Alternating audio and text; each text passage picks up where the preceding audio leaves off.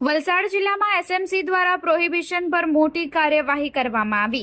49.98 લાખનો દારૂનો જથ્થો ઝડપી પાડ્યો।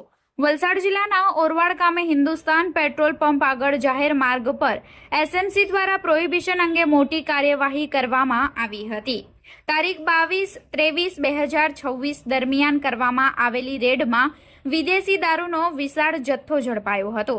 પોલીસે MH48AY 4919 નંબરની ટાટા ટ્રકમાંથી કુલ 20,423 જેટલી દારૂની બોટલો કબજે કરી હતી, જેની કિંમત અંદાજે 49,87,746 હોવાનું જાણવા મળ્યું છે। આ ઉપરાંત એક ટ્રક, એક મોબાઈલ ફોન અને રોકડ રકમ મળી કુલ 59,98,876 રૂપિયાનો મુદ્દામાલ કબજે કરવામાં આવ્યો છે। આ મામલે પ્રોહિબિશન એક્ટની કલમો હેઠળ ગુનો નોંધવામાં આવ્યો છે। પોલીસે ટ્રક ચાલક વિકાસ સુરેશભાઈ પટેલ રહે સમરવાણી સિલવાસાને ઝડપી પાડી વધુ કાર્યવાહી માટે વલસાડ રૂરલ પોલીસને સોંપ્યો છે, જ્યારે કેસમાં કુલ 7 આરોપીને વોન્ટેડ જાહેર કરવામાં આવ્યા છે, જેમાં કમલેશ મદનભાઈ પટેલ, રાહુલ પટેલ, વિજય ઉર્ફે બોડિયો, નરેન્દ્ર લાલુભાઈ ધોડી, દેવાંગ રાજેશભાઈ ધોડી સહિત અન્ય એક અજાણ્યો વ્યક્તિ સામેલ છે।